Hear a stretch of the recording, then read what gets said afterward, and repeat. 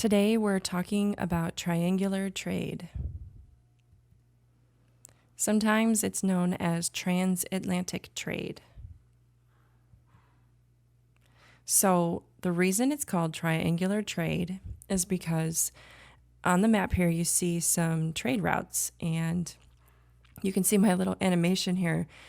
And the trade routes loosely form a triangle, so therefore, this is sometimes called triangular trade. It's also called the transatlantic trade because transatlantic means to cross the Atlantic Ocean. And in case you don't know, right here is the Atlantic Ocean. So these trade routes are clearly crossing over the Atlantic Ocean. So hopefully you remember from our notes on Monday that over here in North America, we had the 13 colonies. There are three legs to the triangle trade. So the first leg of triangle trade is the shipment of raw materials. All throughout this region, including the 13 colonies, but all down even into South America, they had plenty of raw materials. So these were put on ships and sent over into Europe. A raw material is the basic material from which a product is made. So, for example, tobacco is a raw material, cotton, sugar, lumber, and more. And just as an example, you might be wearing a cotton shirt right now, and the raw materials for making that shirt is cotton. So these raw materials were sent over into Europe and to England. The second leg of triangular trade is manufactured goods. And manufactured goods are just the products that are made from the raw materials that came from the first leg, right? And manufactured goods, although this map just shows it shipping down into Africa, it also sometimes would ship back over in this direction too. So let's look at an example here. Lumber would be the raw material, and you can manufacture this into furniture or you could build ships. Other manufactured goods included fabrics and guns. Guns were especially important in West Africa. In West Africa, the kings and queens of the tribes down there, they wanted guns, especially because guns were not available for purchase in West Africa at that time. And so the power of having a gun to take over other tribes was a very big deal. The third leg of triangle trade was the shipment of human beings from Africa over into the Americas.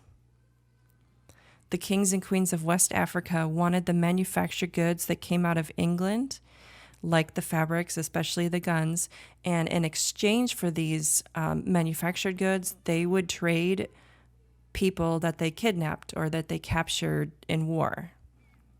And these people were shipped across the Atlantic Ocean and enslaved over here in North and South America.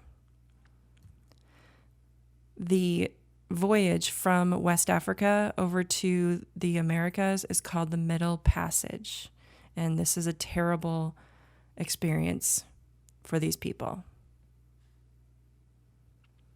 On average, 16% of the enslaved Africans would die on that voyage across the Atlantic Ocean. Males were chained up while women and children were given more freedom to roam. So let's look at a picture of how the males were chained up.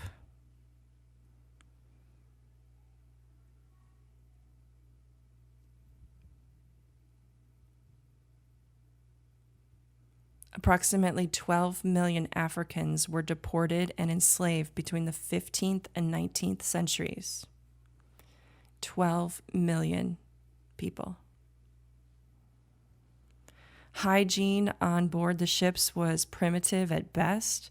Food and water were sometimes contaminated, and sanitary facilities, meaning bathrooms, were non-existent. Keep in mind, this is like a 4-month trip. Dysentery was a common cause of death.